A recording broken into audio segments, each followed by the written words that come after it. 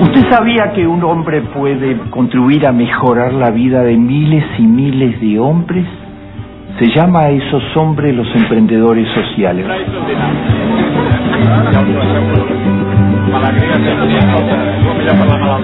Vamos a reflexionar sobre los emprendedores sociales.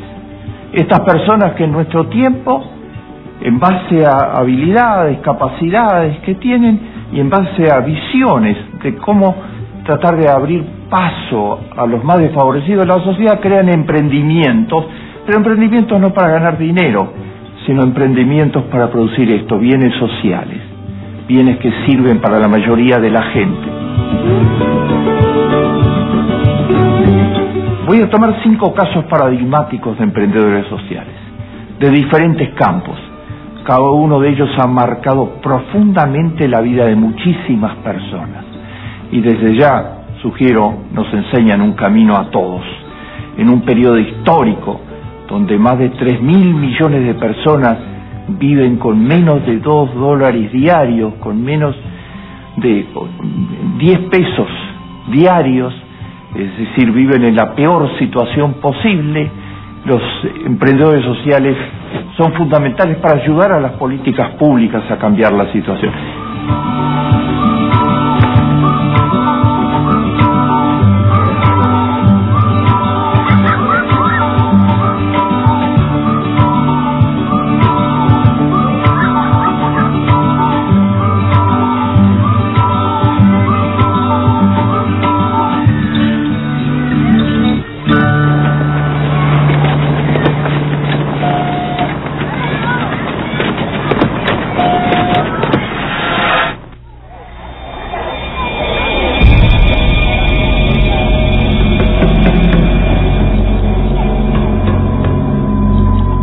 Mi primer ejemplo, el Premio Nobel de la Paz, Muhammad Yunus. Muhammad Yunus se graduó con los mejores lauros en una de las mejores universidades de los Estados Unidos de economista. Inmediatamente fue contratado muy joven por la mejor universidad de su país, Bangladesh, que es uno de los países más poblados del planeta, con cerca de 150 millones de habitantes, pero horrorosamente pobre. Fue contratado por la Universidad de Leeds para dirigir el departamento de economía de la universidad. Y podía haberse quedado allí todo el resto de su vida, ganando un magnífico sueldo y viviendo como viven las élites del 1% más rico en todo el planeta.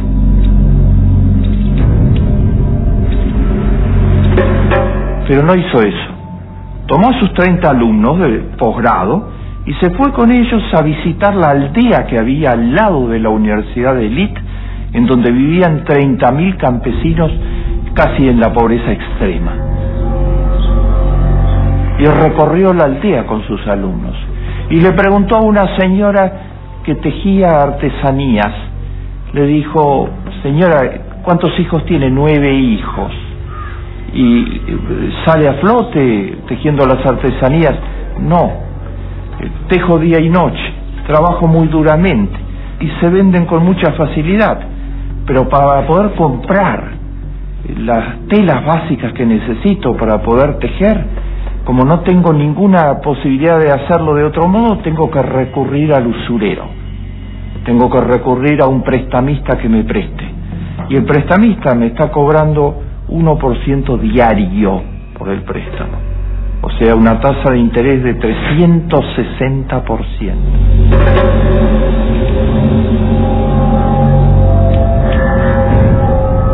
¿Cuánto necesita para poder trabajar sin tener que recurrir al usurero? ¿Con $10 hace alguna diferencia? Con $10, le dijo la humildísima tejedora de artesanías, yo podría estar varios meses sin necesidad de recurrir al usurero. Muhammad Yunus lo sacó de su bolsillo, inmediatamente de ella se los dio. Vio que en toda la aldea sucedía lo mismo.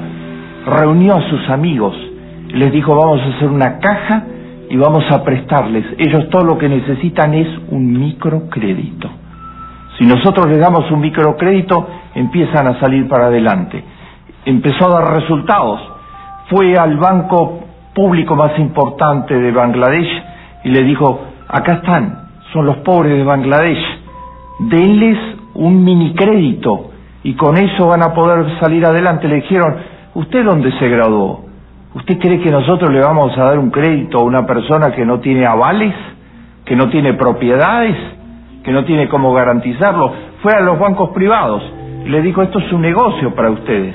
Tienen allí un mercado cautivo de millones de personas que necesitan pequeños créditos para producir.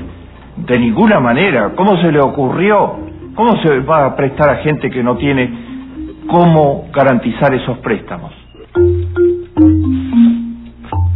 Muhammad Yunus creó su propio banco. El Grameen Bank se llama. El banco de la aldea. No es de propiedad personal de él, es de propiedad de todos aquellos pobres a los que les presta dinero el Grameen Bank. Muhammad Yunus hizo una gran apuesta: darle los microcréditos a las mujeres. Son actualmente 8 millones de mujeres que reciben los préstamos. La tasa de repago, o sea, los que cumplen con pagar los créditos y devolverlos, es el 98%. Es la mayor tasa de repago de ningún banco del planeta. Las mujeres pobres se esfuerzan totalmente por producir, devolver el crédito y que les vuelvan a prestar, porque está en juego el bienestar de su familia. Además tuvo una genialidad. Dijo, yo solo le presto a grupos de 5. O sea, le presto a cada mujer individualmente, pero tienen que venir a pedir el préstamo en grupo de 5. Cada una tiene que garantizar a las otras. Con eso fomentó el capital social. De trabajo conjunto. Y además, en Bangladesh, como en otros lugares del mundo musulmán, la sociedad es totalmente machista. Y la mujer no puede recibir un crédito. El hombre tiene que autorizarlo y el hombre tiene dominio absoluto sobre la mujer. Cuando iban las 5 mujeres a los maridos que decían, autorizanos para recibir el crédito, autorizala para recibir el crédito, el impacto era otro totalmente distinto. Muhammad Yunus le dio oportunidades productivas a las mujeres pobres de Bangladesh, pero además las empoderó como género, les devolvió la autoestima y les devolvió la posibilidad de ubicarse en otra situación distinta desde la situación de sujeción y sumisión total en la que estaban. La experiencia fue un éxito fenomenal. Hoy reciben microcrédito 500 millones de personas en el planeta Tierra. Y el Grameen Bank, el banco de la aldea de Muhammad Yunus, está en 80 países del mundo. Él apostó a las mujeres pobres.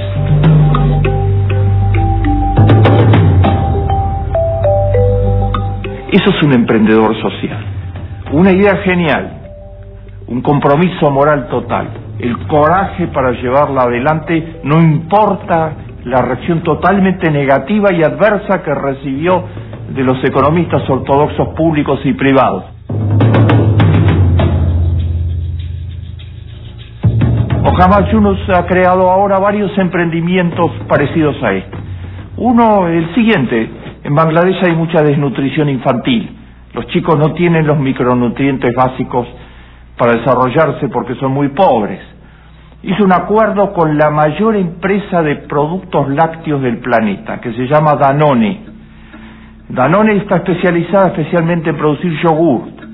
Le propuso a Danone, produzcan un yogurt masivo para millones de personas, porque va a ser para los pobres de Bangladesh, a un costo muy bajo, porque va a ser una producción en gran escala, y adentro de ese yogur metan todos los micronutrientes que un chico necesita para salir adelante.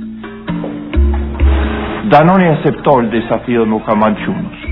Se está produciendo ese yogur en gran escala, y ese yogur en gran escala está mejorando fuertemente los niveles nutricionales de la población infantil de Bangladesh.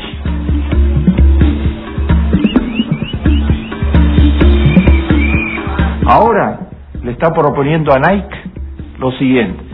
Dice, hay una población gigantesca de chicos en el mundo que no tienen zapatos, que caminan descalzos totalmente.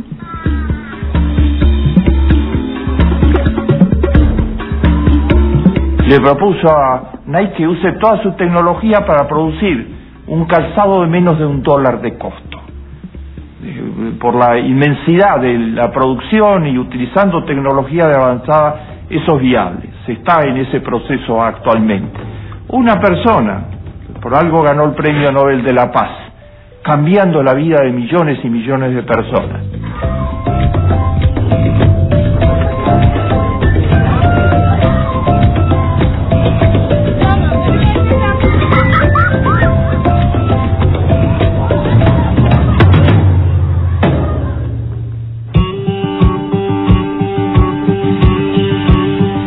Mi segundo ejemplo de emprendimiento social, en un campo totalmente distinto, el campo de la educación.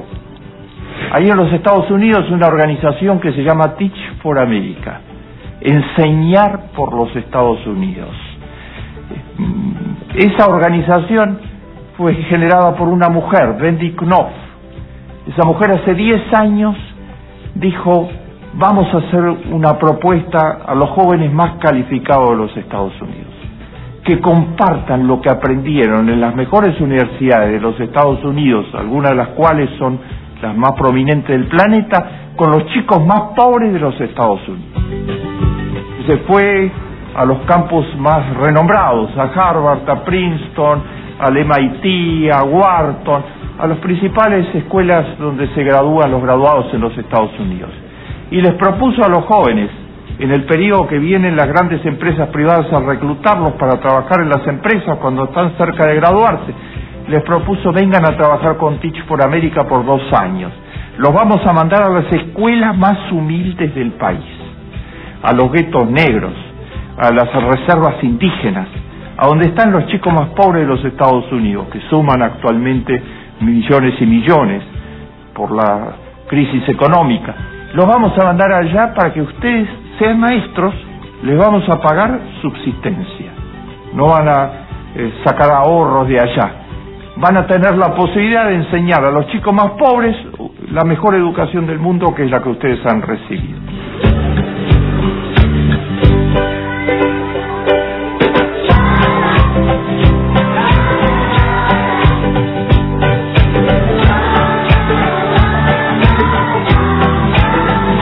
En el 2010 tenía 4.000 cupos en escuelas pobres para los egresados de las mejores universidades de los Estados Unidos. ¿Saben cuántos se presentaron?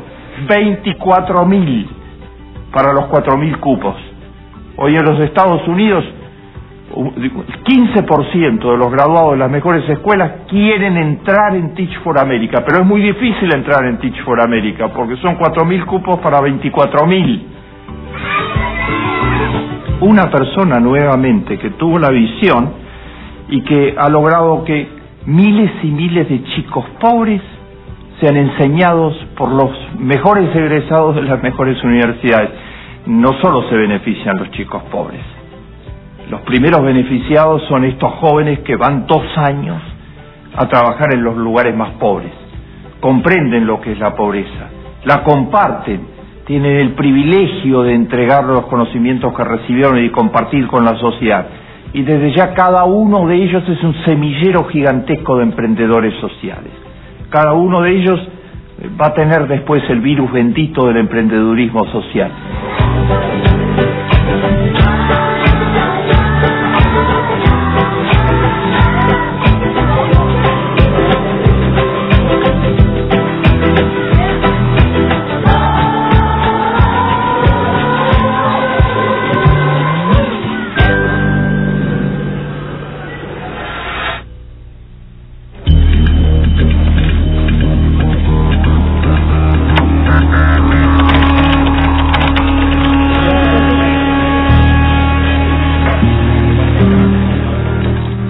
Tercer ejemplo del área de las tecnologías más avanzadas, Wikipedia. Wikipedia es la invención de 2 jóvenes que dijeron, vamos a construir una biblioteca de todo el género humano, pero con una característica, gratis. Una biblioteca gratuita para todo el género humano, donde todo aquel que necesite un conocimiento de cualquier índole pueda entrar en Internet y conseguir ese conocimiento, donde basta una palabra para encontrar lo que existe de conocimiento sobre aquello sobre lo que se quiere averiguar. Parecía un sueño, Lo hizo todo en base a trabajo voluntario. Tiene 35.000 voluntarios que van desarrollando ítems para ir sumando a la biblioteca. ¿Saben cuánta gente entra en la biblioteca de Wikipedia por mes? 400 millones de personas. Es el programa más exitoso de todos aquellos que se mencionan con toda frecuencia, pero con una característica, que Wikipedia es gratis, que sus creadores eran emprendedores sociales genuinos, no lo pusieron en la bolsa de acciones, no trataron de venderlo a transnacionales, no trataron de capitalizar ese gigantesco público de 400 millones de personas que entran a Wikipedia para ponerle avisos comerciales. Wikipedia es directo, se entra y se tiene lo que se busca. Cada vez más hay 17 millones de artículos ya actualmente en Wikipedia.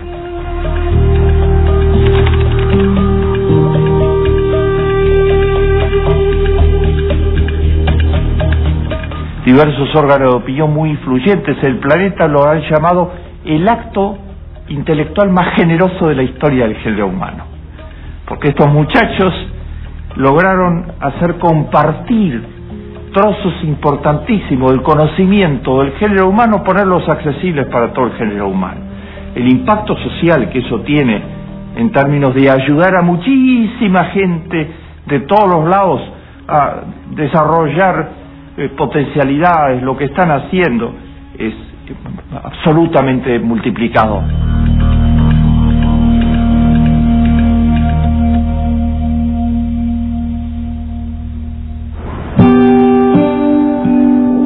Mi cuarto ejemplo, un ejemplo latinoamericano. América Latina tiene 120 millones de personas que no tienen vivienda. Los jóvenes de Un Techo para Mi País se están ocupando de los que están en situación de vivienda precaria y con mucho ingenio. Son emprendedores sociales natos. Yo he mencionado que construyen, en 2 días solamente construyen una vivienda digna para aquellos que viven en vivienda precaria. Los jóvenes de Un Techo para Mi País, que es una organización que nació en Chile, bajo la inspiración de un sacerdote jesuita, que concibió la idea, agrupó rápidamente a algunos de los jóvenes más calificados de la sociedad chilena, les cambió la vida y todos juntos siguieron armando ideas sobre este emprendimiento social. Y la organización empezó a trasladarse a otros países. Hoy está en 19 países de América Latina, es la mayor ONG de América Latina. Él dijo, mi tarea ya está cumplida, y se fue a uno de los lugares más pobres de África, donde está viviendo y trabajando actualmente para ayudar a esos pobres. Ellos trataron de llamar la atención de la opinión pública latinoamericana sobre la gente que no tiene viviendas, y usaron el instrumento que usa tan magistralmente Encuentro y la televisión educativa. Usaron la televisión, construyeron un corto muy pequeño en la televisión que se puede ver en todos lados, acerca de lo que llamaron un país imaginario que se llama Precaria.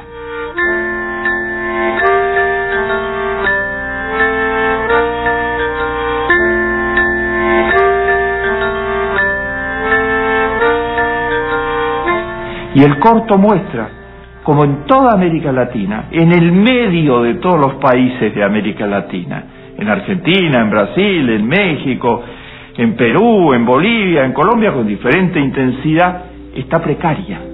Está ese continente de viviendas que se caen solas, de miseria absoluta.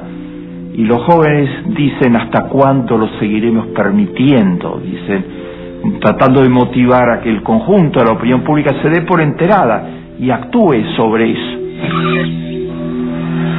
Y los jóvenes latinoamericanos hoy son de todos los países, no son ya solo chilenos, son guatemaltecos, hondureños, de todos los países de América Latina, tratando de que la opinión pública, por más que viva en casas bien construidas y muchas veces adquiridas, etcétera, sepa que hay un país que se llama Precaria en América Latina y que ese país tendría que tener la atención central de la sociedad.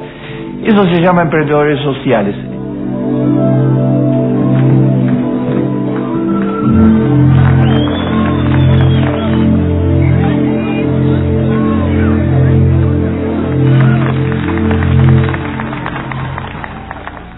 ¿Cómo se hace para estimular que haya más emprendedores sociales? El emprendedurismo social debería enseñarse en todos lados. Todos pueden desarrollar en conjunto con sus amigos emprendimientos sociales. Hay muchos silenciosos, como las viejas del andén. ¿Saben quiénes son las viejas del andén? Son profesionales argentinas, mujeres profesionales, que se han organizado para recorrer las estaciones de ferrocarril en el país, o las cercanías de las estaciones, los andenes, donde suele haber gente abandonada, donde suele haber ancianos que no tienen a dónde ir, chicos que no pertenecen a ninguna familia.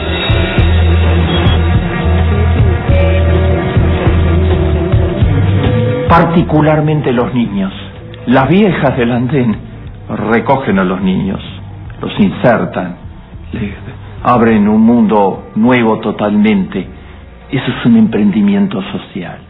Un emprendimiento social es el hogar de nuestros hijos en la capital federal, liderado por un rabino excelso, el rabino Tzvi Grumblat, que tiene 300 niños en situación de riesgo y que con terapias de amor básicamente tiene una tasa de rescate del 98%.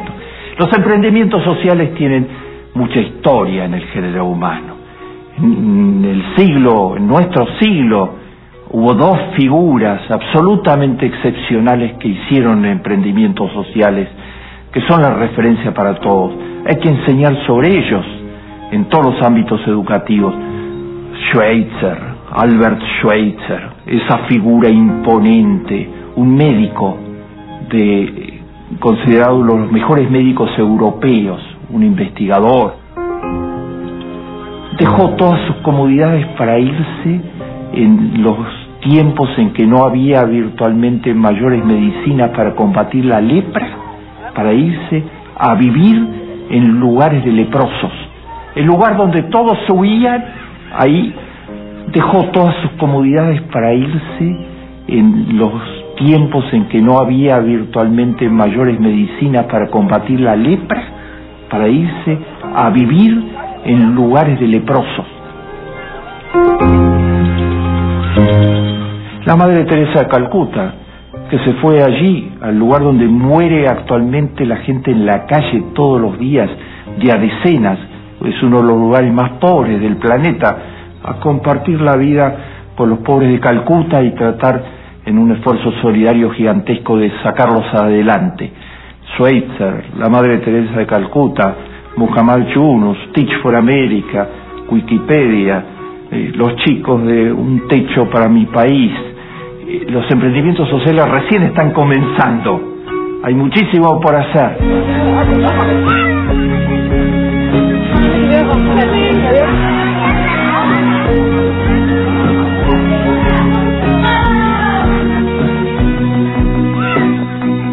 Más vale encender una vela que maldecir a la oscuridad.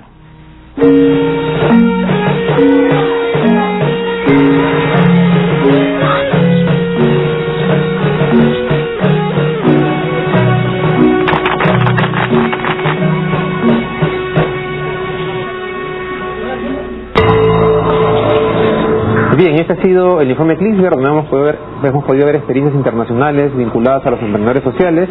Eduardo, vamos a estar ahora con dos personas en el set que nos van a dar un poquito más una idea. Juntar esta visión global con un poco el caso peruano y qué se está haciendo sobre el tema en el Perú, ¿no? Así es, vamos a estar con Martín Limón de Avina y con Nadine Freeman de Ashoka para conversar sobre la experiencia en América Latina y en el Perú también. Vamos a la pausa y regresamos.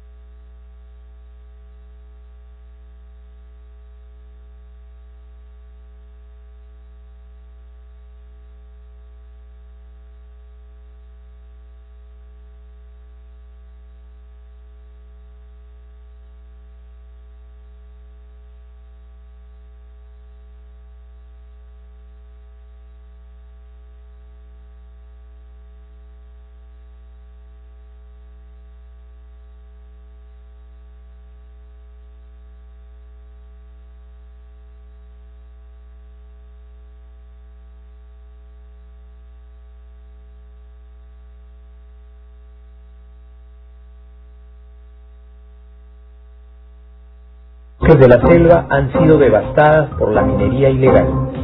8 de cada 10 personas expuestas a esta actividad registran niveles de mercurio en la sangre por encima del límite permitido. Miles de mujeres y niñas son explotadas sexualmente. El gobierno peruano está erradicando la minería ilegal que contamina irresponsablemente nuestro ambiente y está trabajando con quienes sí quieren formalizarse y cumplir la ley. Juntos lo lograremos.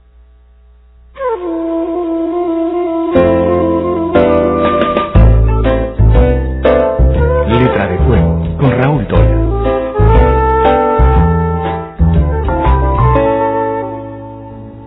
Hola, ¿cómo estás? Soy Raúl Tola y esto es Letra de Fuego. Y hoy vamos a hablar de humor con uno de nuestros humoristas más talentosos y que además mejor escriben. Él es Luis Freire y ganó con esta novela, El Caballero de los Delirios, el último premio de novela Altazor. Escuchemos de qué trata El Caballero de los Delirios.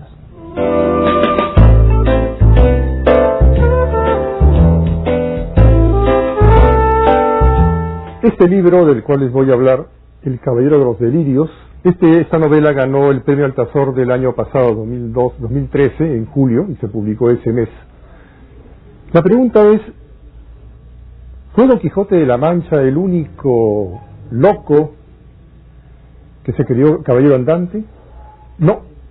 La respuesta la da este libro, no fue el único. En el Perú hubo otro que se contagió de la misma enfermedad y salió por el virreinato de ese entonces, a partir de 1590-95, recorrió La Paz, que era parte del Perú, Bolivia, Ayacucho, Arequipa, Cusco, Ica, con un escudero mestizo, Gomera Gomanjori, y tiene unas increíbles aventuras muy propias del virreinato de ese entonces y de lo que era nuestro país en aquellos tiempos. ¿Por qué he escrito yo este libro? Hay una serie de razones. Primero, siempre tuve ganas de escribirlo, pero además hay algo muy curioso. El comerciante al cual le entregó Miguel de Cervantes, el autor de Quijote, una suma de dinero que luego este comerciante perdió y por culpa de eso encarcelaron a Cervantes, se apellidaba Freire. Y el primer librero que trajo los ejemplares de Quijote al Perú en 1605 se apellidaba Sarria. O sea, por culpa indirecta de un homónimo de apellido paterno, escribió Cervantes el Quijote, y por culpa de un homónimo de apellido materno, llegaron estas aventuras al virreinato del Perú en 1605. No me queda pues más remedio que inventarme otro loco, muy distinto al Quijote, pero enfermo de lo mismo, y lanzarlo por el virreinato del Perú a enfrentar lo que la vida y su propia locura le quisieran poner delante.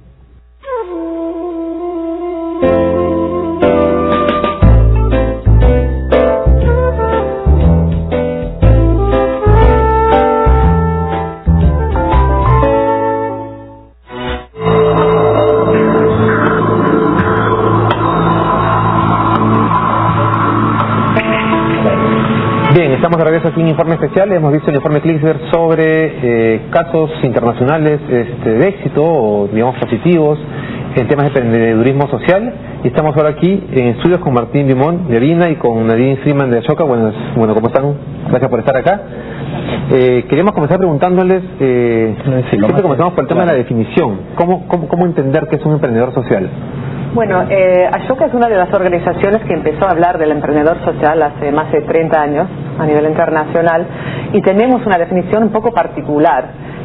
Para nosotros, por un lado, un emprendedor social es alguien que está cambiando un sistema social, no solamente alguien haciendo una obra social. Es muy importante eso del cambio sistémico que buscamos, así que no es una persona que crea una escuela, sino que ve el sistema de educación, dice que está fallando acá, esos son los problemas, y de esa manera lo podemos resolver, no solamente en esta escuela, sino en muchas escuelas. Entonces, esta preocupación es de usar el talento, emprendedor, creatividad, estrategia para resolver problemas, no quedar en la queja ni en el activismo, sino realmente proponer soluciones, implementarlas y escalarlas. Es de alguna manera, discúlpame, la evolución que ha sufrido el concepto de responsabilidad social, que no es hacer la escuela, sino tratar de cambiar también en realidad la realidad de tu entorno, de alguna manera, ¿no es cierto? Sí, hay definiciones también de la responsabilidad social que... Eduardo. ¿Añadirías algo, Martín?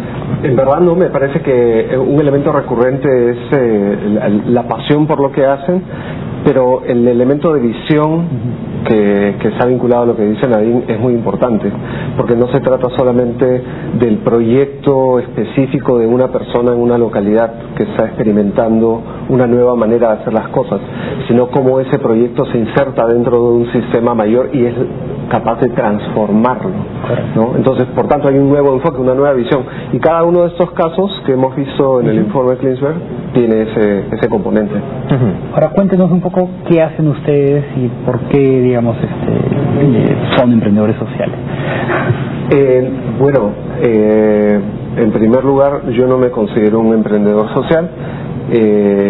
Yo soy representante de la Fundación Avina en el Perú. Es una organización que se creó hace 20 años al calor de los resultados de la Cumbre de la Tierra para promover el desarrollo sostenible en el país, pero siendo fundada por un empresario, quería juntar justamente lo mejor del liderazgo empresarial con los líderes sociales. Entonces, Avina ha ido evolucionando, pero a lo largo de sus años ha trabajado mucho con líderes sociales, que es la manera como nosotros definiríamos o hablaríamos de un emprendedor. Pero más allá de los términos, Avina ha trabajado y trabaja hasta la actualidad apoyando las iniciativas de muchas de esas personas que a veces sin organizaciones y a veces dentro de contextos organizacionales más grandes están transformando la manera de hacer las cosas y la manera de entender las cosas desde su sector. Entonces, ¿ustedes apoyan a emprendedores sociales? Así es. ¿En algún rubro en particular o en general? La misión de Avina es la promoción del desarrollo sostenible en la región, pero claro, el desarrollo sostenible es muy amplio. A lo largo de los años se han cubierto muchos temas, pero en la actualidad las apuestas de Avina, la manera de contribuir al desarrollo sostenible, tienen que ver con la gestión de los residuos sólidos, con las ciudades sostenibles, ¿no? El tema del cambio climático, los temas de agua, la lucha contra la deforestación en la Amazonía. ¿Y Ashoka? En cambio, bueno, Ashoka es una asociación de emprendedores sociales. Son más de 3.000 elegidos por Ashoka alrededor del mundo, trabajando en todos los temas del desarrollo social, medio ambiente, educación, desarrollo económico, derechos humanos, etcétera. Y tenemos una visión de un mundo donde todo el mundo puede hacer un cambio. Entonces, los emprendedores sociales que elegimos para formar parte de esa asociación son ejemplos, son personas que están cambiando sistemas y abriendo las rutas para que todos puedan participar desde también su sector, desde su lado, en lo que es el cambio social que tanto necesitamos. Y esta idea de lo sistémico, claro, entonces no es caridad, eso para que le quede claro a los televidentes, sino es mucho más que eso, es intentar encontrar barreras en cierta forma y generar posibilidades. Exactamente, es encontrar donde un sistema está fallando, y a veces es una gran innovación y a veces es una cosa pequeña, simplemente un descubrimiento de que si nosotros manejamos la basura con gente de la comunidad en vez de esperar que la municipalidad lo haga cuando no lo estás cumpliendo, que eso puede hacer que el sistema del sanitario funcione muy mejor, ¿no? Es encontrar estas cosas, pero esas cosas que pueden mejorar todo el sistema, otra vez, no solamente en el país, sino posiblemente a nivel global. Puedo poner un ejemplo sobre eso reciente, ahora que el Perú va a hacerse de la COP20 a fines de este año. En Brasil, y como en muchos países, a veces se piensa que hay restricciones para que los empresarios adopten nuevas prácticas, nuevas formas de hacer las cosas, de mejorar su gestión interna para tener una economía baja en carbono, porque va a ser muy costoso el cambio. Y con ese argumento a veces se frenan, se paralizan los cambios. Sin embargo, hace poco he conocido a un aliado de Avina, Tasso Acevedo, que nos comentó cómo a pesar de haber oído fuertemente este mensaje de que mira, en verdad no nos queremos meter a conversar con los empresarios respecto a este tema, porque no van a aceptar cambiar sus procesos de gestión porque son muy caros. Él mismo empezó un proceso de diálogo con ellos que llevó a un conjunto de empresas de las más grandes de Brasil a constituir un foro empresarial por el clima, donde voluntariamente se han comprometido a medir, reducir o compensar su huella de carbono cambiando sus procedimientos, y al hacerlo al mismo tiempo exigiéndole al gobierno que tenga un nivel de compromisos similar. Si ellos, las empresas, pueden adoptar nuevas maneras de hacer las cosas, y incluso con costos, digamos, en el corto plazo, pero no en el largo plazo, luego tienen un argumento poderoso para convencer al gobierno, a su propio gobierno, de que ellos mismos impongan mejores vallas, por ejemplo, vallas más altas para la reducción de emisiones de gases de efecto invernadero. Eso es uno entre tantos. Claro, y además se convierten, me imagino que en ejemplo, y en ese sentido como promotores, un incentivo para que otros empresarios vean que es una opción válida, ¿no? Totalmente. Así los emprendedores sociales muchas veces funcionan, ponen el ejemplo, el piloto, y lo van difundiendo para que sea la nueva norma en la sociedad. Me parece que ese es un claro caso de eso, de crear algo, empezar, convencer a otros empresarios, luego convencer al gobierno, y ya estás cambiando un sistema, pero empiezas con algo chiquito quizás, pero después va creciendo, y la intención es hacer este cambio a una escala grande. Un ejemplo interesante del informe es el de YoPlate, ¿no? O sea, lanzarle el reto a una compañía grande con dividendos, prestigiosa, decirle a ver si puedes hacer esto, ¿no? Este pequeño yogur cargado de vitaminas. Y yo creo que es el genio de Yunus, Mohamed Yunus, la persona detrás de la idea, el fundador del Banco Grameen, y de muchos emprendedores sociales, de no cerrar puertas. Creo que también es algo muy interesante de Adina. Decir que, o sea, en el mundo típico o el mundo tradicional tenemos las ONGs por acá, las empresas por acá, y no quieren hablar entre sí. Muchos de los emprendedores sociales entienden que para avanzar las cosas tenemos que trabajar juntos.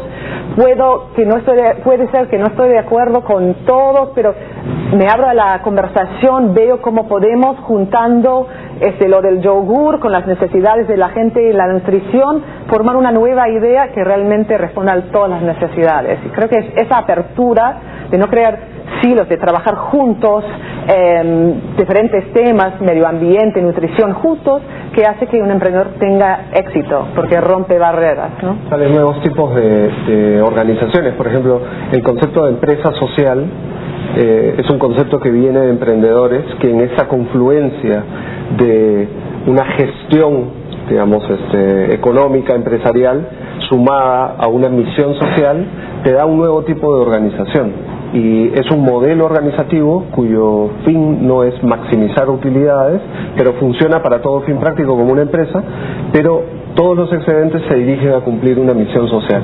a reforestar, por ejemplo, áreas degradadas del bosque.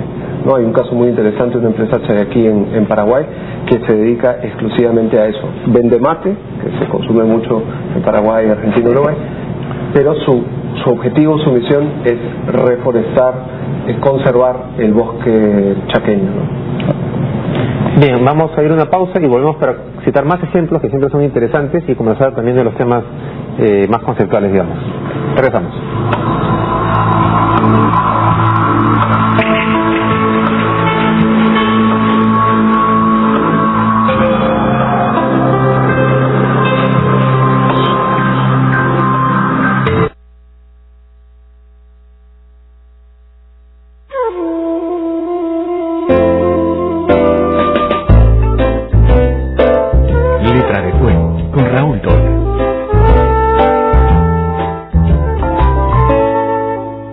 ¿Cómo están? Bienvenidos a Letra de Fuego. Hoy día está con nosotros Gustavo Faverón, un conocido crítico literario que ha incursionado en el terreno de la novela con El Anticuario, una novela misteriosa, una novela oscura, escrita con una prosa muy lograda.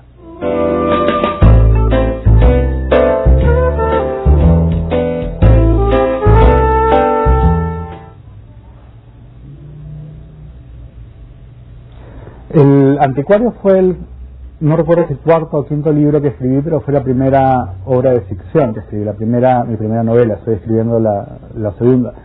es en cierta forma una novela de misterio, una novela policial, digamos, aunque es una novela sin policías, que ocurre en dos escenarios que son un poco abstractos, una ciudad y un manicomio.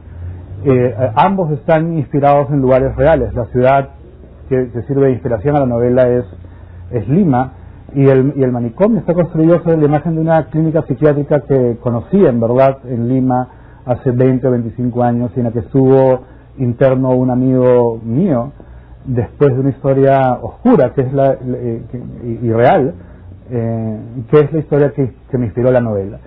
Es básicamente una novela acerca de cuál es la relación entre la gran violencia política que sufre una sociedad, que no es mencionada con nombre propio en la novela, y las pequeñas violencias domésticas, individuales, que sufren los personajes. Son dos formas de violencia que parecen no directamente conectadas, pero en la novela justamente lo que hay es un esfuerzo por tratar de vincularlas.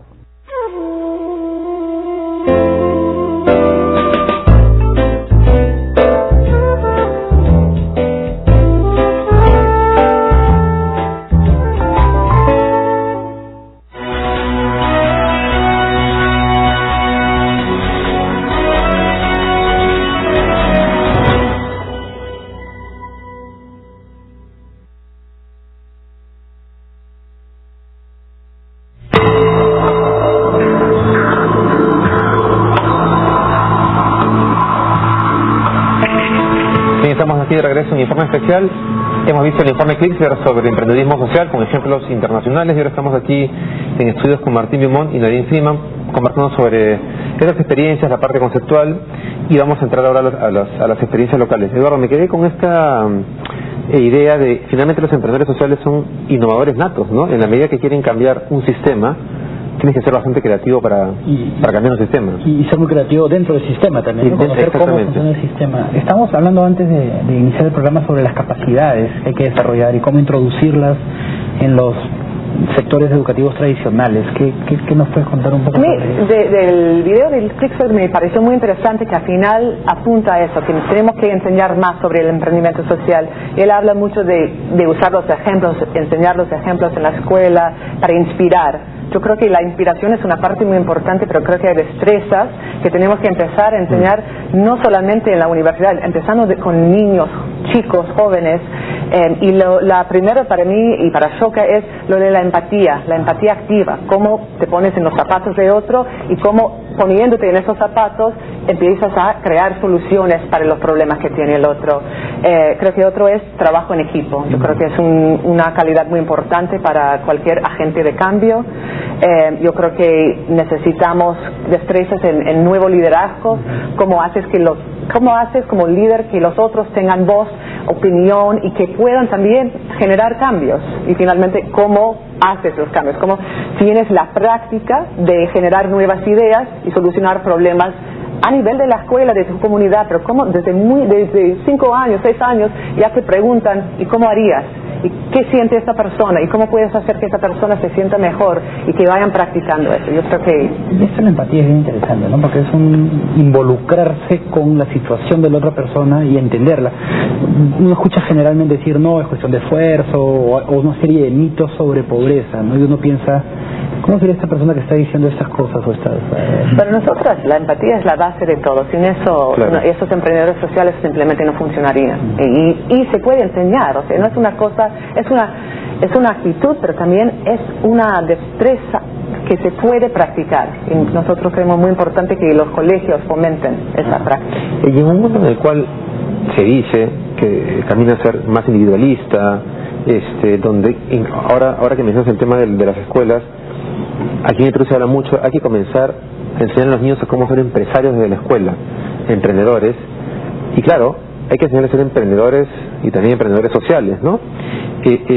¿Ustedes sienten que hay un cambio hacia una mayor capacidad para ponerse en los zapatos del otro, o que estamos yendo más bien en otro sentido?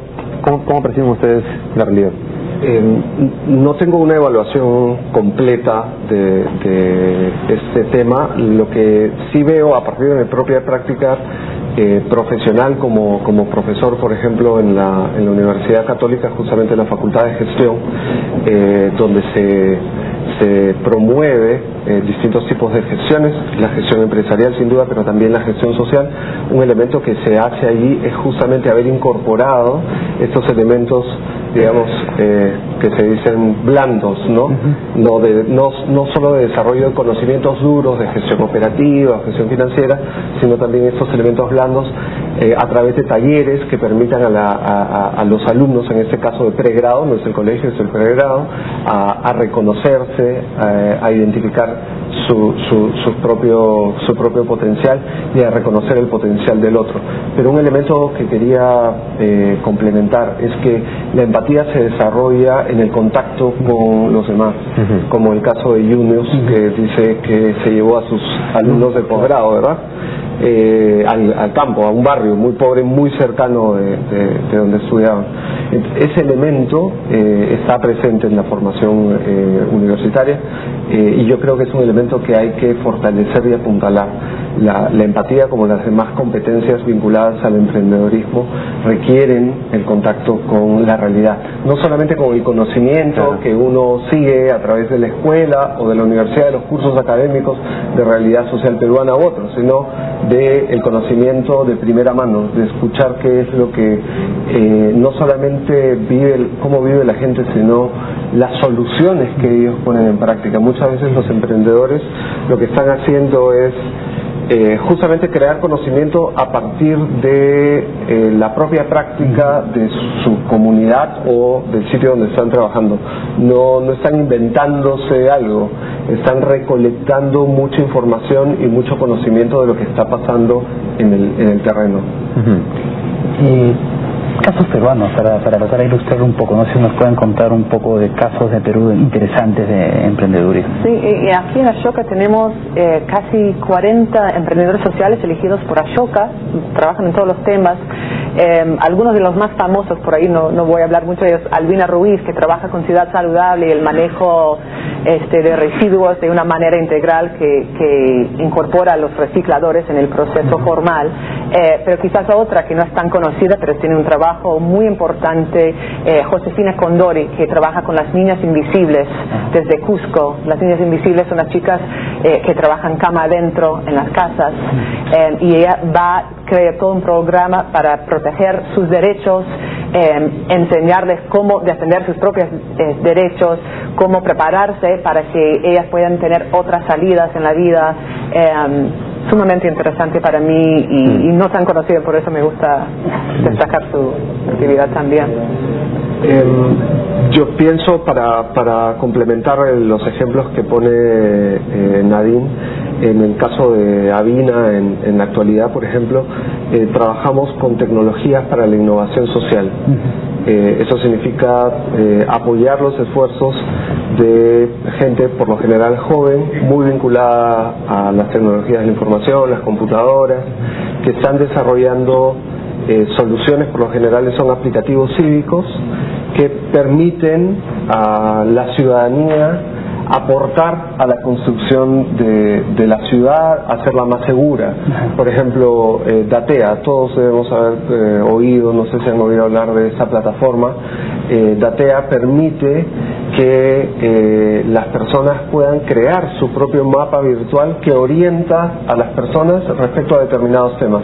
Por ejemplo, acoso sexual callejero, de tal manera que cualquier persona puede colocar en el mapa casos de acoso sexual que pasan todos los días, ¿no?, y que no hay ningún registro, porque nadie va a la comisaría a registrar un acoso sexual. En cambio, una mujer joven puede identificar en este minuto, entrando a la plataforma Datea, qué calles son más inseguras en términos de acoso sexual. Entonces hay un conocimiento, una apropiación del conocimiento de la tecnología puesta al servicio de la ciudadanía. Y así como hay ese ejemplo, hay muchos otros.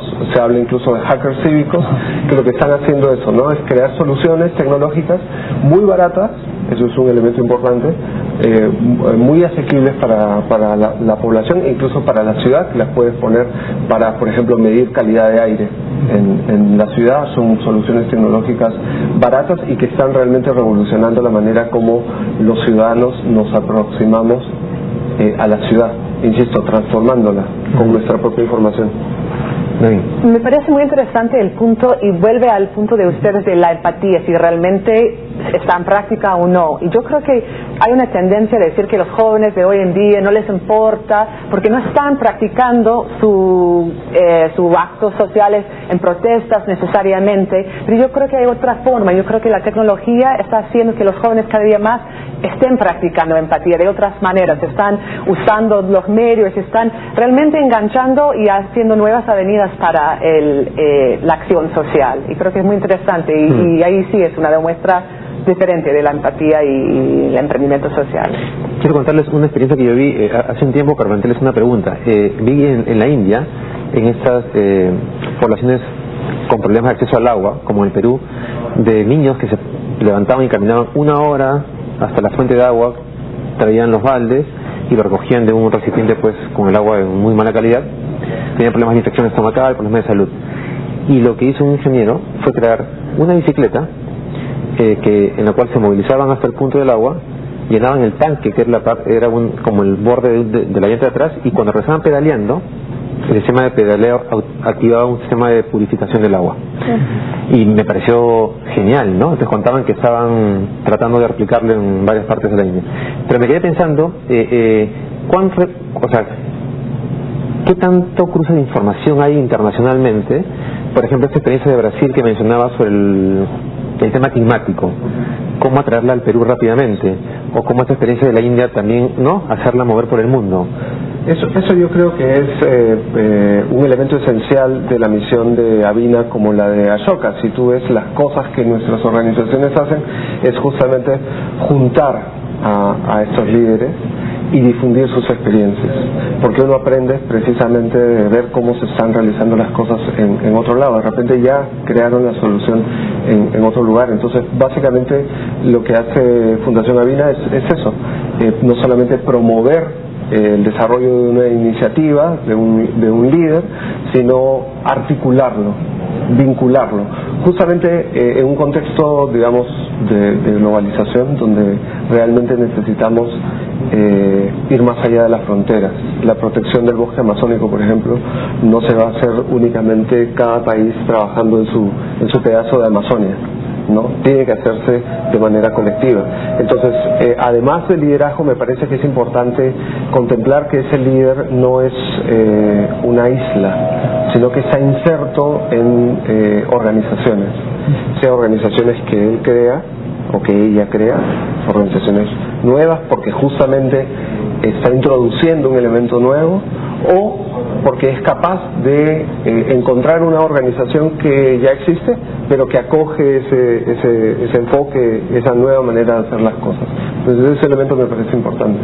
Y para mí es un tema apasionante. O sea, yo soy la directora de un programa en Ashoka que se llama el Globalizer, el globalizador. Y justo el centro de nuestro trabajo es tomar todas esas buenas ideas de alrededor del mundo y hacer que puedan llegar donde se necesitan a nivel global. Entonces, Jordan Caselo, el fundador de Vision Spring, una organización que trata de hacer que los anteojos lleguen donde necesitan a $1 o $2, ¿no?, pueda hacerlo para las 700 millones de personas que necesitan. Ahora están llegando a 1 millón, que es un montón, pero él, típicamente de un emprendedor social, no descansa con eso, no es suficiente, quiere acabar con el problema y sabe que se puede si se juntan diferentes actores que no están hablando ahora. Entonces eso de la articulación es muy importante.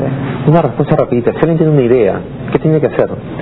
Entra a la página web de Avina, de Ashoka, la presenta, ¿cómo? Algo rápido, por favor. Acabó el tiempo.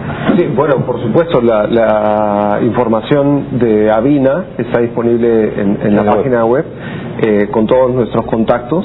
Y al mismo tiempo yo creo que lo importante es que esa persona no solo se ponga en contacto, digamos, con Avina o con Ashoka, sino que con su comunidad construya las alternativas. De hecho, Avina empezó mucho como una fundación, con el tema financiero, de apoyar financieramente las actividades. En la actualidad no se necesita tanto financiamiento de fundaciones, hay financiamiento, se necesita poner a disposición de la gente esas capacidades. Sí, Nadine, Martín, muchas gracias por haber estado acá. Se acabó el tiempo, lamentablemente, un tema apasionante. Siempre pasa lo mismo. Para otra oportunidad. Muchas gracias. Gracias a ustedes. Vamos a la pausa y regresamos con el bloque final de Informe Especial.